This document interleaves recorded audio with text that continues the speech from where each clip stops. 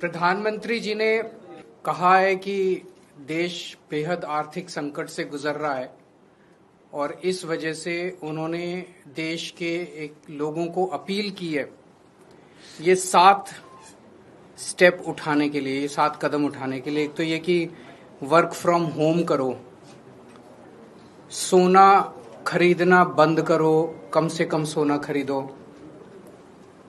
तीसरा, तेल की बचत करो, पेट्रोल डीजल की, पब्लिक ट्रांसपोर्ट इस्तेमाल करो। चौथा, फर्टिलाइजर्स का कम से कम इस्तेमाल करो, नेचुरल फार्मिंग करो। पांचवा, फॉरेन प्रोडक्ट्स कम से कम इस्तेमाल करो और फॉरेन एक्सचेंज बचाओ। छठा, कुकिंग ऑयल कम से कम इस्तेमाल करो।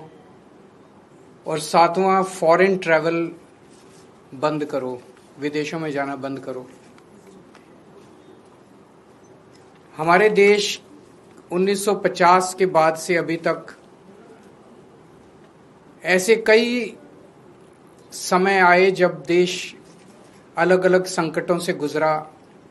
कभी अलग अलग देशों से युद्ध हुआ, चीन से, पाकिस्तान से, आर्थिक मंदी से भी गुजरा। लेकिन इतने कठोर कदम आज तक कभी किसी प्रधानमंत्री ने देशवासियों को लेने के लिए नहीं कहे।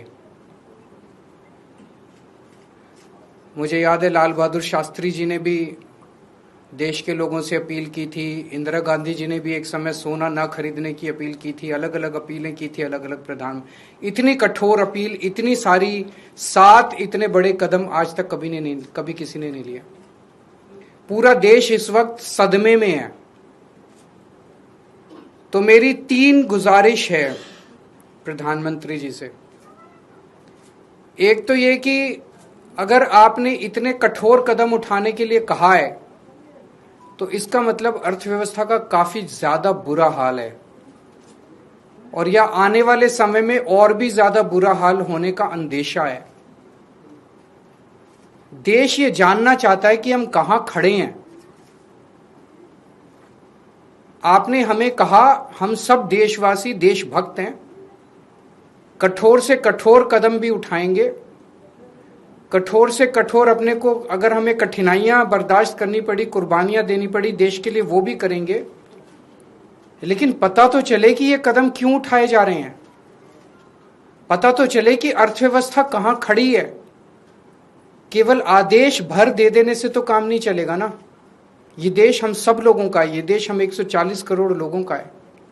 तो प्रधानमंत्री जी से मेरा पहला निवेदन है कि वो पूरा आज हमारी क्या स्थिति है, अर्थव्यवस्था की, इकोनॉमी की क्या स्थिति है और आने वाले समय में कुछ महीनों में या 1 साल में हमारी क्या स्थिति होने का अंदेशा है, इसके ऊपर सारी जानकारी देश के लोगों के साथ साझा करे।